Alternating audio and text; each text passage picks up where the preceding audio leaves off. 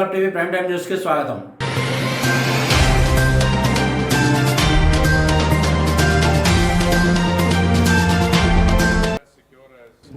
Sir, as the head of the civil aviation security, I must tell you that we have contributed the mobility, hassle-free mobility, without compromising the security.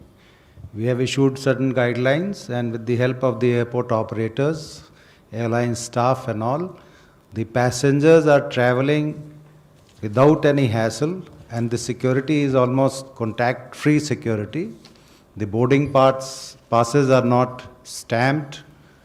The searches, the body search is through the metal detector having a handle, long handle, and very few instances of pat-down searches because of the instructions which we have issued regarding the carry bag items and metallic items. Overall, we are using technology in a big manner to provide hassle-free travel, and I hope gradually we will move towards the use of face recognition technology in future so that it becomes more secure and more hassle-free. Thank you. Arun is the regulator, Director General Civil Aviation. Arun. Sir, I will speak about the operation part of the whole process.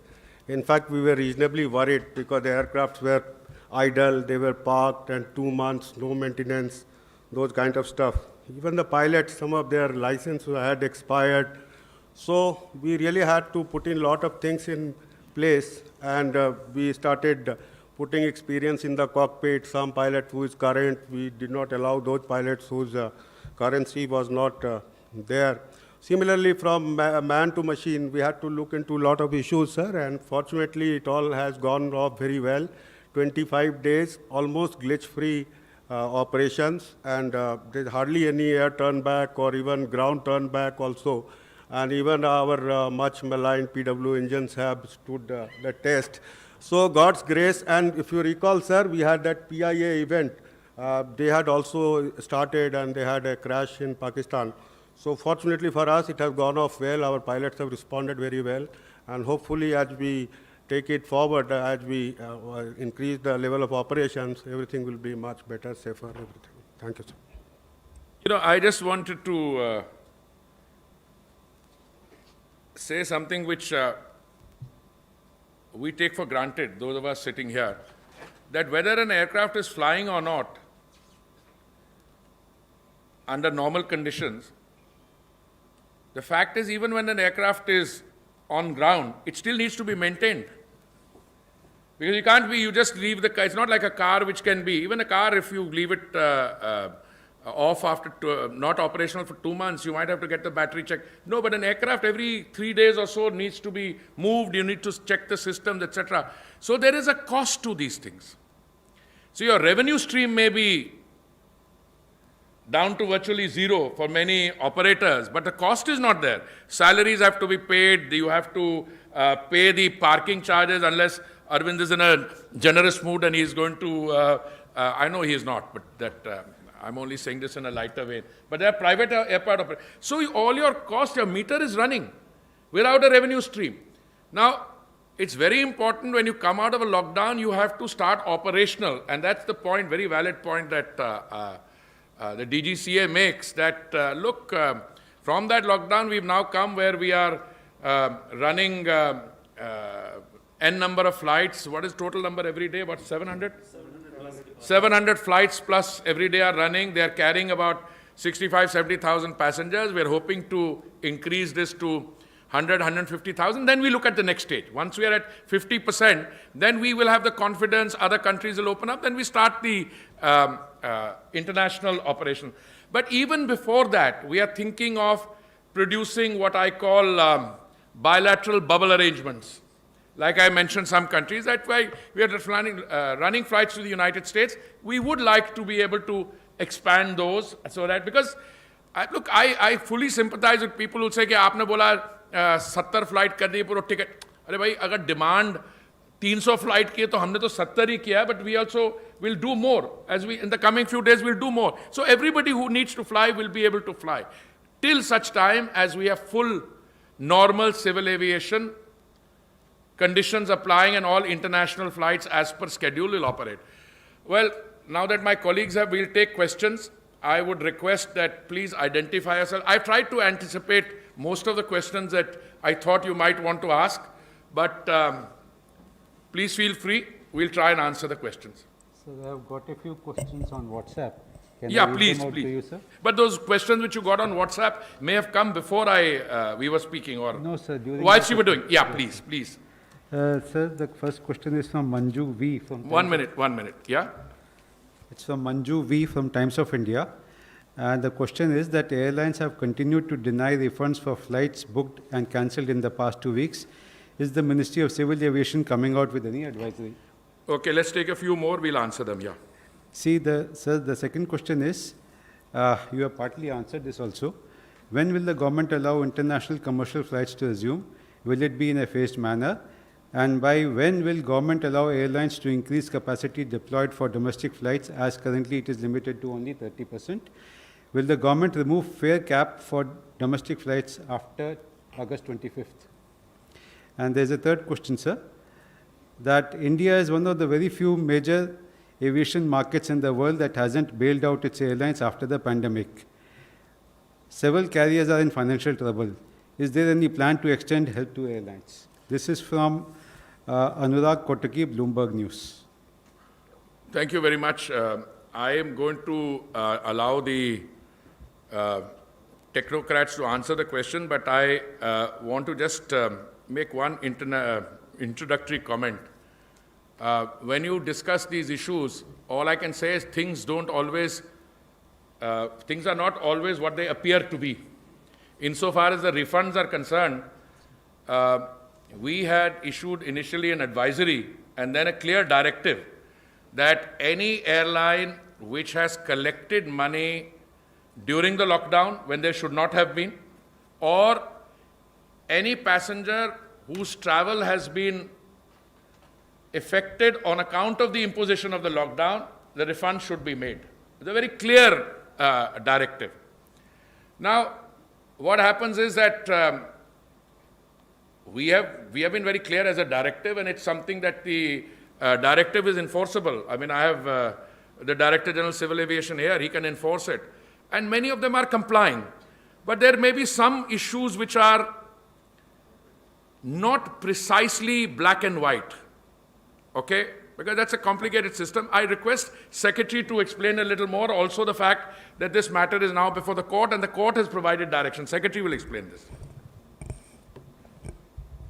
I think the first question is regarding the refunds. What I would like to say is that the matter is sub judice. The Honorable Supreme Court heard this matter on the first day, and they have issued directions to the ministry saying that the ministry should intervene. We should have an interactive session with the airlines and other stakeholders and try to arrive at a solution. So we are in the process, so the DGCA is in the process of collecting the data, how much refund is pending and all, and then we'll be having a meeting with the airlines and we'll try to find a solution to this problem, and keeping the interest of the traveling people in mind. That's of course, that has to be the supreme consideration.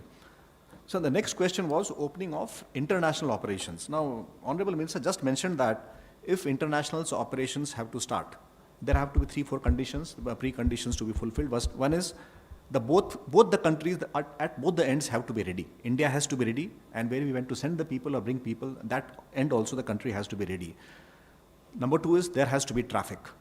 Now, if these conditions are fulfilled, then we can think of opening international traffic. Right now, we are operating this Vande Bharat mission, and we find that there is a significant amount of traffic between India and the North American continent. So, as Honorable Minister was just mentioning that it is possible in future, we may think of opening the flights on a case-to-case basis, and depending on the consent of the other country and depending upon the traffic. The third question was increase in domestic capacity. Yes, we have just allowed about 1/3 of the domestic capacity, and we are watching the situation very closely. Every day it is being monitored, and as the demand goes up, we would be ramping up capacity to match the demand. So we just want to see to that the demand and the supply moves in sync with each other, and we are doing that. And yes, sir.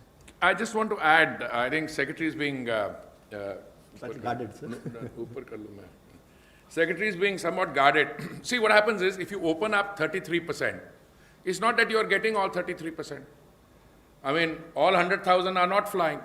So what we have started contemplating is that even before we reach the 33% position, we'll open up new routes from where there is demand. So what will happen is that additional routes are being added within the 33%, but we made it very clear, as Secretary says, and that's the only addition I'm making, if there is demand, we are ready to take it to 40, 45, but again, one proviso, we are operating not in a vacuum, we are operating with the consent of our federal partners. For instance, when we started this, I remember being questioned on a TV channel, how are you starting flights? Maharashtra not... If the TV anchor has become the negotiator, then it's a different issue. But I was negotiating with my counterpart minister. So they started with a smaller number, 25 flights incoming, 25 flights outgoing. They have raised it now to 50 flights incoming, 50 flights. So our ability similarly to raise from 33% to 45% takes that into account. But I think we are very comfortable just now. We're adding more routes as in the next few days. We'll add more routes. And once it reaches that 33% figure, slowly it will effortlessly go towards 40, 45%. And what is our target? Our target is of 50, 55%. Then we will start looking at the other dimension. I don't have a timeline for it, but I think the rate at which is happening, you can say it's not going to take that long, provided everything else remains the same and there is a certain predictability in terms of the behavior of the virus also. The next question was about the fare cap. Now, I think when we issued the notification, it was clearly mentioned that this is a measure which operational during the pandemic, and this would last for about 3 months. But then, once again, we have to keep a watch over the situation, and depending on how the situation turns out, the fare cap, I'll not say fare cap, the fare band. Depending on the situation, the fare band may have to be adjusted beyond that also, but right now it is only for 3 months. The last and the most important and the difficult question was that what about a bailout package? Now it's true that we have not given a financial bailout package, but that does not mean that government has not been helping the aviation sector. The help can be in various ways. Now, as a part of Atmanirbhar Bharat mission, there are 3 important things which we are working on. Number 1 is that the airspace, bringing in efficiency in the airspace. We are working in close touch with the Indian Air Force to ensure that the airlines get the shortest possible route, which would bring in efficiency and economy, and thus help in reducing their costs. That's point number 1. Point number 2 is that a big transformation has been made in the MRO industry. MRO, the maintenance is a major cost for an airline, and there has been a very substantial reduction in tax. In fact, the taxation regime has been rationalized. As a result, MROs in India would become as efficient, if not more, than the neighboring countries, and this would enable the Indian MROs to emerge, enable the Indian MROs to emerge as globally competitive facilities, and we'll get more orders for the Indian MROs, and a spin-off benefit would be the cost of maintenance for the airlines would come down. That's the second one.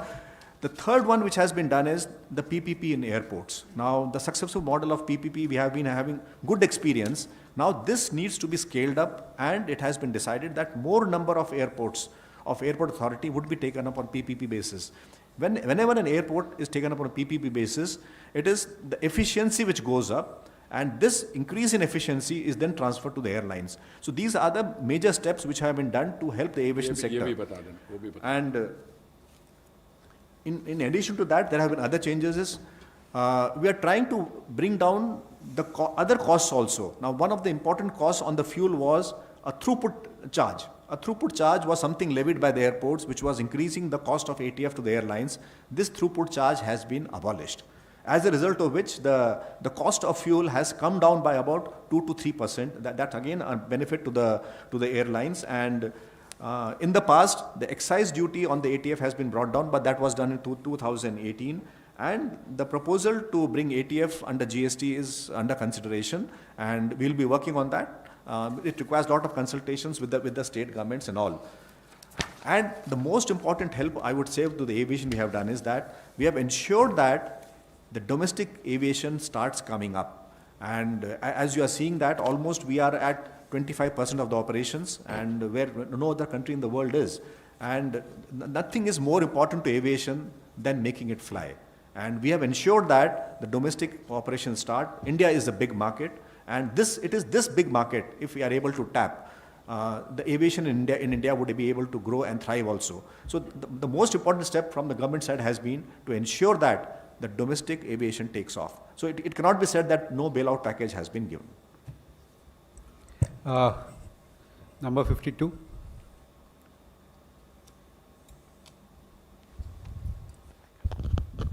Good afternoon, sir. Ashwini Bhadnis from the Hindu Business Line.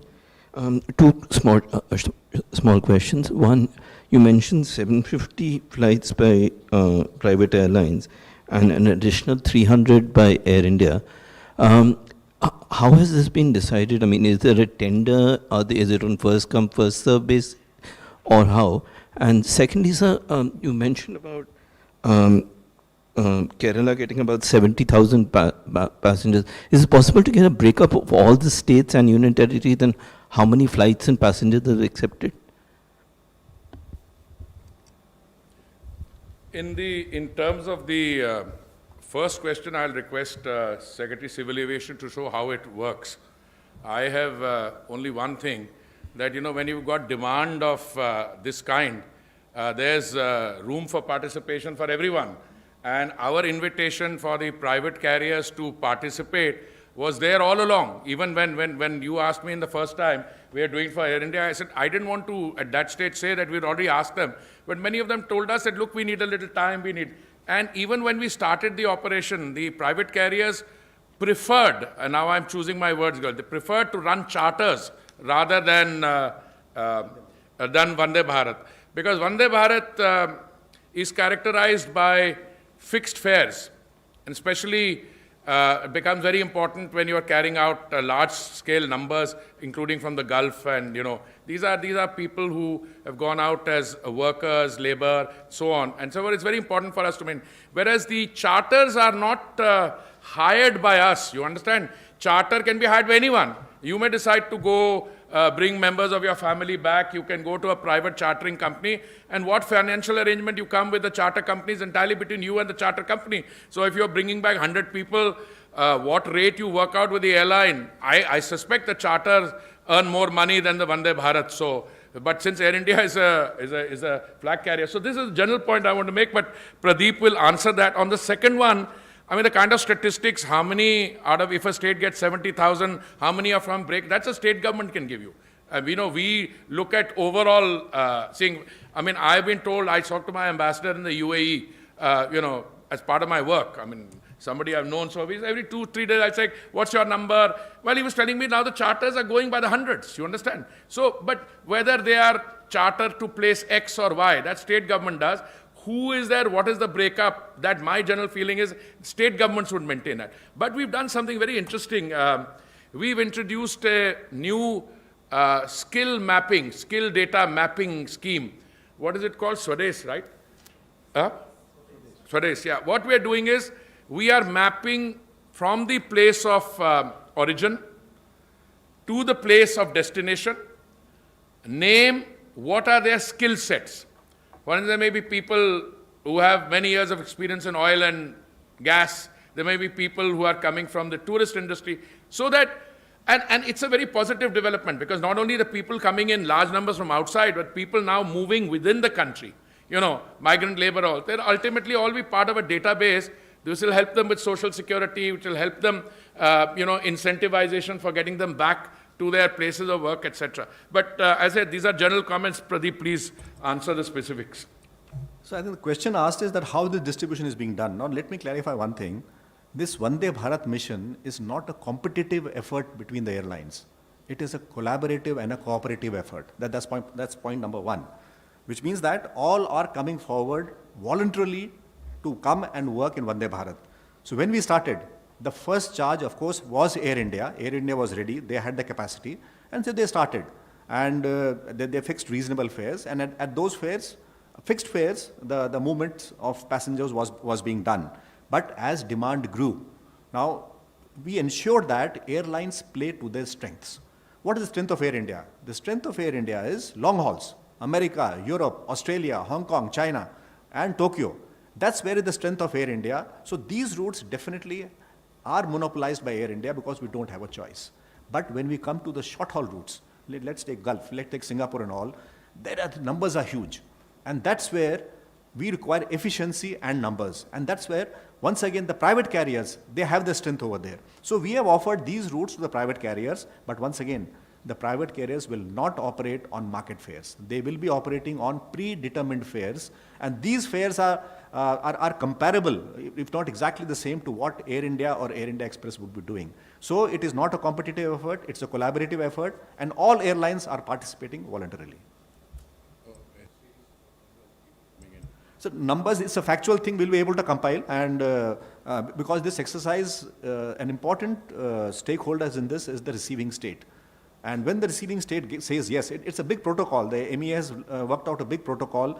It starts from the foreign country, the mission, the booking takes place, then the carrier, the airlines, and then the receiving state and the city, So and then the airport. Only when the receiving state clears that. Clears that. So all these things have to be streamlined, and then that's when the movement of people takes place. Number 59. Aparna from Newsrise. So you mentioned that demand will be one of the factors based on which you will be deciding how to ramp up domestic flights, but will there be any numbers or any benchmark factors that you will also consider when you take a decision of ramping up number of domestic flights? And also, has there been any rethought about the process of privatization of Air India, given the fact that Air India has been one of the key players for the Vande Bharat mission? I'm not entirely sure that I got all the nuances, but I think the first part of your question is ramping up domestic number of domestic flights based on demand and connectivity. Absolutely. So as I tried to explain, it's something that we are in the process of doing all the time. And I think the strength of the system emanates from the fact that we are 1 or 2 steps ahead of this. We were already talking about opening the domestic civil aviation sector when I announced on 15th May that we are ready now. That was both a statement of readiness, if I may be somewhat tautological, but it was also designed to provide a signal that now we are ready. When did I say that? When Arvind and the private airline operators told me we are ready from 15th May, you can start anytime, we just need 1 day's notice. But the airlines had to tell us that they are ready. Okay, from 15th I signaled.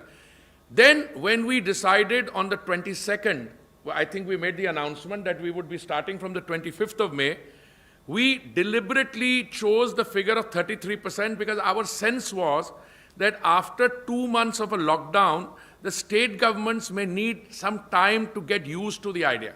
Like for instance, Maharashtra had hesitation initially because they were worried about not only the airport systems, when they keep telling me they've spoken to the airport people, they were worried about what happens to the workers. After all, the unions, the people, they stay outside. How many % will be able to come back into the airport area to service, whether we would have safety protocols in place for them? Plus, you must remember that some of this was against the backdrop of rising anxiety, I would say. So that's why we said, all right, let's control the numbers there. Now, we are again, I think, 1 or 2 steps ahead. We haven't reached the 100% of 33%, which would be 1 lakh, but we are already thinking of opening other routes because we'll still be within 33%.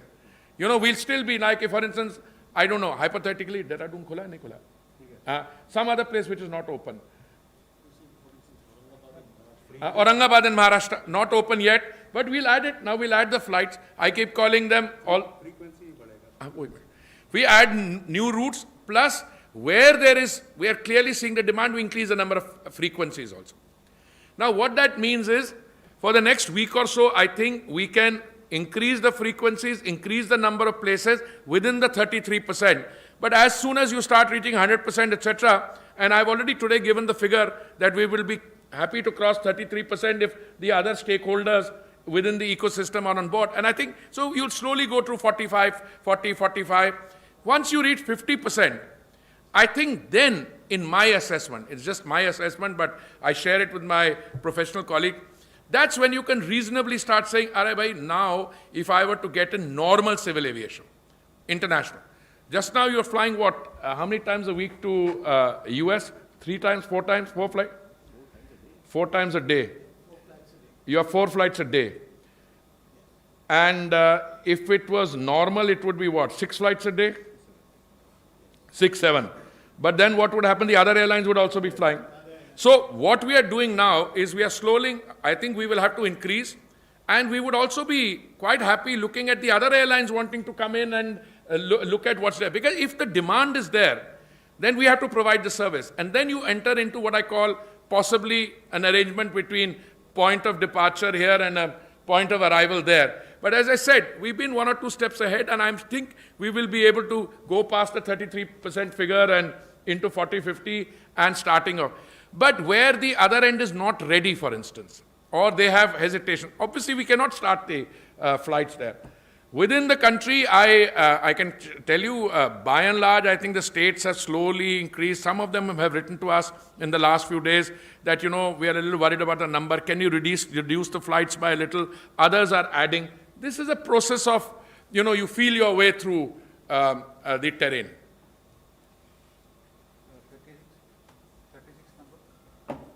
36, please.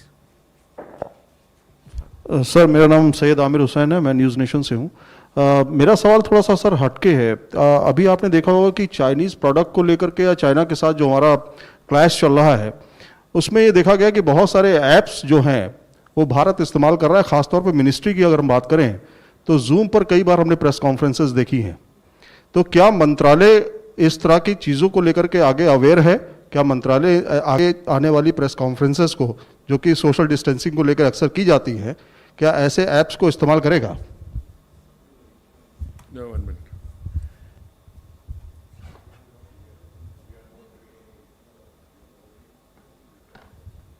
No.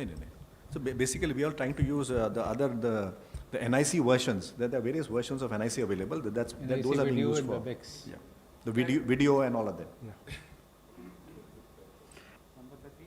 I just want to tell you that when you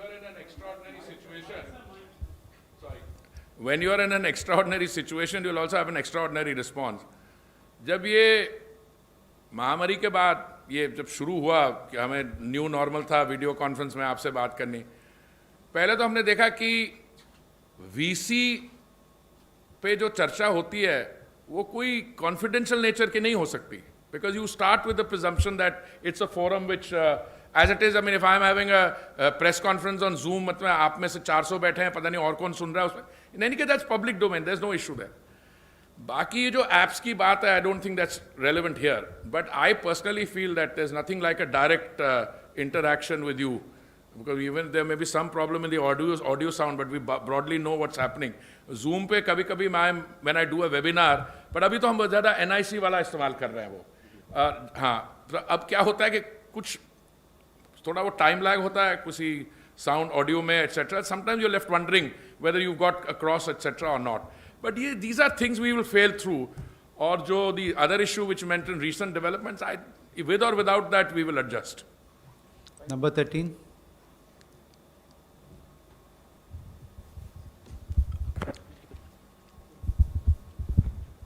So, Paulami from India Today. My question was about about the ramping up of domestic operations, the 33% that we're talking about. You said it's owing to demand, that we're not, lack of demand per se, that we're not flying the full 33%. Now, what would you say that we're 1 month down the line almost since we resumed domestic operations? Would you consider that to be a bit of a setback? And also, you've been quoted, this is my second question, you've been quoted as saying that we'll probably have all of our 650 aircraft up in the air by Diwali, which is November. Are you still optimistic about that? First of all, I did not say that it's because of demand or lack of demand. I did not say that. In fact, I think there is more demand than 33%. I said that I anchored it in terms of the receptivity of the states to which flights are going. For instance, I'm quite clear, if Karnataka and Maharashtra open the flights you'll suddenly get from here to 55% part in one go. So it's a combination. So demand in the light of the restrictions. You see, if Maharashtra was restricting the number of flights to just 25 incoming and 25 outgoing, demand has to work out within that. Now they've doubled that. Now I just want to share with you the figures. We started, we're not a month there yet. We started on the 25th of May, and on the first day we flew 30,000 people. At the height of this few days ago, we were flying 72,000. Yesterday's figure, which I saw in the morning, was 65,000 plus. So it's you've almost doubled that. But we still have a week to go. Now, what will happen that week, I don't know. For instance, if there's anxiety in Tamil Nadu, one state in the south, there's been a lockdown. Flights are going, but if you have to travel, say, from a state X to a state Y, your decision on travel will depend on how you perceive the conditions to be. So it's demand within that constraint. Setback, not at all. I think it's been a terrific, it's more than double, so it's not that. I would, in fact, go the other way around. I would not go by the magic of numbers. I want to be able to do it without getting a backlash. For instance, let me explain to you. There have been issues raised, including legally, on keeping the middle seat vacant. We had to overcome that, both in terms of domestic and international Vande Bharat missions. Because, let's be clear, if the middle seat has to be kept vacant, the cost of the ticket will go up by 50%. If out of 3 seats you keep 1 vacant, well, 50% the cost will go up of the seat.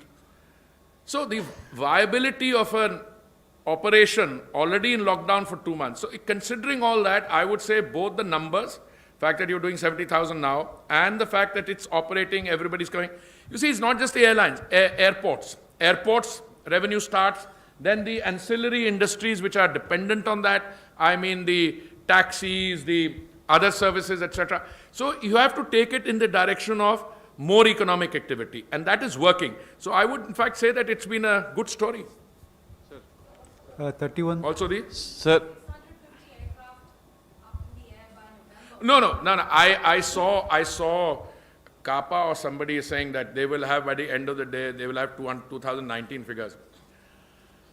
I have often said that I hope to get 50-55% of the domestic civil aviation done by, Secretary and I have a slightly different, Secretary likes to be cautious. Your figure is 15th of July? 15th of July for 50-55%. I think it will happen slightly earlier.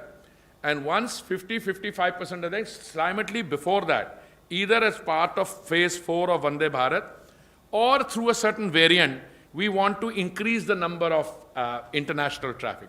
Now, if you can get that, madam, by mid-July, then Diwali is when?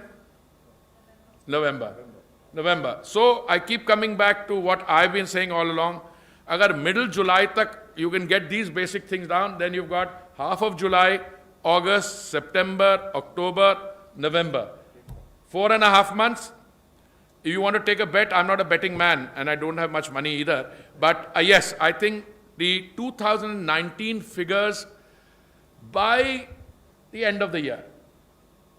By the end of the year, possible. But 2019 figures at the height was 650 aircraft in the sky. Third largest domestic market with 300,000 plus domestic traffic and a passenger footfall of 145 million. That's correct, by and large? So, yes, I would say Diwali to the end of the year, yeah. And that, incidentally, is the most optimistic projection for any country. You know, there was a method in my reading out how much of international traffic is open, how much of domestic traffic is open. No matter which yardstick you look at, we are doing reasonably well compared to the other civil aviation arenas in the world. Both countries at our level of development or even the highly industrialized developed countries. Will possibly take the last question. Sir मैं रविकांत हूँ ABP news से। Sir जो 33% दिया गया है छूट domestic में, अभी कितनी डिमांड है और कोई एक ऐसा असेसमेंट है जिसमें ये पता हो कि इंटरनेशनल फ्लाइट जब शुरू होगी तो कितने लोग जाना चाहते हैं इस समय? देखिए, डिमांड की जो कैलकुलेशन है मैंने बताया, अभी मैं समझता हूं कि इस समय हमारे जो राज्य हैं वहां पे अगर कोई पाबंदियां ना हो और बिल्कुल ओपन स्काइज हो तो ये डिमांड की जो हम बात करें 50-55% एकदम हो जाएगी। कोई उसमें मैं समझता हूं उसमें कोई चिंता का विषय नहीं होगा। बट फेडरल स्ट्रक्चर में the battle against the pandemic has to be fought by the states. तो states will have to determine. अभी जैसे महाराष्ट्र ने डबल कर दी, मैं समझ रहा हूं बाकी भी कुछ दक्षिण में राज्य हैं वो भी कर देंगे। तो डिमांड तो है। अब इससे जाहिर होता है कि 30,000 से लेके एक दिन में पैसेंजर ट्रैफिक अब 70,000 पे पहुंच गया, तो डिमांड तो है। अभी एक महीना भी नहीं हुआ, कितने 25 दिन हुआ है, 25 दिन में डबल हो गया। क्या हम समझते हैं अगले 15 दिन में ये 70 से चला जाएगा 1.5 लाख तक? मैं समझता हूं कि अगर वायरस का बिहेवियर प्रेडिक्टेबल रहा and we don't have any sudden spikes, yes, हम 15 जुलाई तक पहुंचे। मान लीजिए 15 जुलाई तक नहीं भी पहुंचे तो 30 जुलाई तक पहुंच जाएंगे। एक बार ही वो शुरू हो गया। अच्छा, कुछ सेक्टर जो हैं हमारे इंटरनेशनल के, जैसे हमने अभी बताया, सीएमडी साहब भी बता रहे थे, जो इंडिया नॉर्थ अमेरिका का सेक्टर, वहां तो डिमांड है क्लियरली। बताइए आप। हाँ, on certain geographies, for example, USA and Canada, we have a very large Indian diaspora there. So there's a lot of demand still. We used to fly about 6 flights a day earlier. Currently our schedule is much constricted, but in July we'll ramp up that schedule to meet that requirement. So there is a lot of demand in certain geographies. So one is US and Canada. The second geography is Europe. Then the third geography is Middle East, and the fourth is Southeast Asia. So these are the 4 big spots or arenas where there's a lot of pent-up demand. Sir, इस question में थोड़ा domestic part पे I like to add something sir. Sir, basically जो हमें समझना पड़ेगा, what we need to understand is like take Mumbai airport. वो 400 flight रोज करता था, 400 लैंडिंग, 400 टेक ऑफ रफली। बैंगलोर एयरपोर्ट वो करीब 300 के करीब करता था। अब बॉम्बे में you are just taking 50 landings और 50 take off, so you are operating at 1/8 of your capacity. तो इस वजह से कॉन्स्ट्रिक्टेड लग रहा है। जैसे दिल्ली मुंबई के बीच में 250-300 जहाज चलता है, अब मतलब एयरक्राफ्ट की मूवमेंट है। अब आप सिर्फ 15, 20, 25 अलाउ कर रहे हैं। तो जब तक जो आपके बड़े बड़े हब हैं, जैसे Delhi Mumbai 4th busiest route in the world, उसी तरह से दिल्ली बेंगलोर आपका देश का 2nd busiest route of the country. So जब तक ये सब बड़े बड़े एयरपोर्ट नहीं खुलेंगे, ये सारे 5-6 जो बड़े एयरपोर्ट हैं, 50-60% ट्रैफिक तो यहाँ पे है। तो इस वजह से वो थोड़ा कम दिख रहा है। बाकी एज एंड व्हेन खुलता जाएगा, बढ़ता जाएगा। एक और आपको, I just want to add something.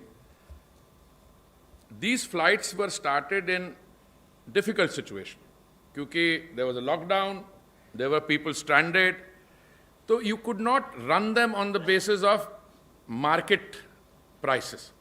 So ये जो हमने फ्लाइट्स शुरू की थी मिडल ईस्ट की, अब वो जो what is the fare average, something 13,000 rupees.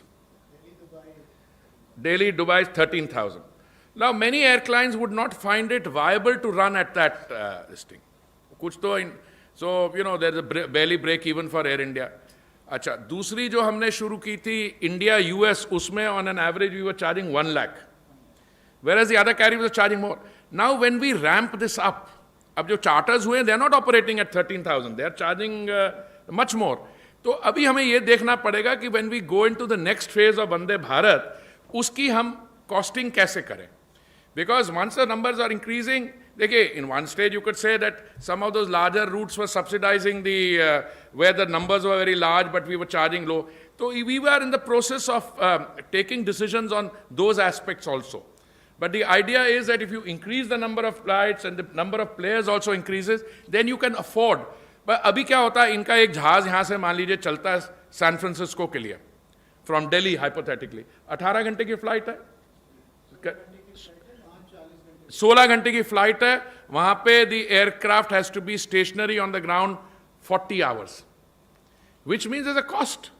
Because the aircraft is not utilized, you can get the economics of air travel, provided the aircraft goes there, 2-3 घंटे में turnover, then it's being utilized. Then the economics works out. But अगर 40 घंटे एक आप capital asset को आप वहीं on the ground रखेंगे, तो you will have this thing. So we are hoping to refine, to see what we do. We are in talks with amongst ourselves. Maybe the next time people will suddenly find that some places like Gulf, instead of 13,000, the market rate would have been, ticket would be slightly 18-20, जो उससे charter में भी उतना ही होता होगा, उतना ही होगा. Whereas on the long haul route, अगर जहां आपको लगे कि 1 लाख ले रहे थे, तो वहां पे market forces में bring it down slightly, etc. So these are decisions we will take. नहीं, मैंने कहा अभी उसका निर्णय लेना होगा, पहले exactly same term में होगा. देखिए, अगर तो आप इंटरनेशनल ट्रैफिक एकदम शुरू कर सकते हैं, नहीं case will come on market rates on long haul, पर नहीं है तो फिर उसको कैसे एडजस्ट करेंगे, we will see that.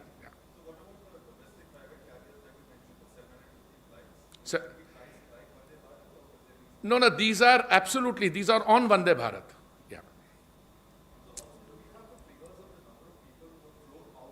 Yeah, we have all this compilation will give you. This compilation, both inbound and outbound. So with your permission, Both on Vande Bharat and on charters, etc. All the figures are there. so with your permission, may we close now? So with your permission, may we close now? Well, you have had my permission for a while. Unless there are no more questions, certainly we need to thank them. I want to leave you on a happy note. On a happy note. I have never been as hopeful and confident on Air India divestment or disinvestment, whatever you choose, as I am now. Because I think the true worth of Air India was always, I've always said it's a first-rate asset. Excellent engineers, excellent pilots, it has routes, it has wide-bodied aircraft, it flies to 40, 50 destinations outside. It flies to now, during Vande Bharat, you've even flown to even more destinations outside. You added 20 destinations, but of course those are only for evacuation. You don't have civil aviation. Somewhere they have. So I think, whether it came for, evacuation of people from Wuhan, etc. Air India has been at the heart of this. And I think we'll need to take some decisions on rationalization, etc. But time is a great teacher, etc. So, as I said, we may have lost 2 or 3 months because of the pandemic, but we have gained a lot of experience in terms of the value and how to take this forward. With that, we close the press conference. Thank you very much, friends.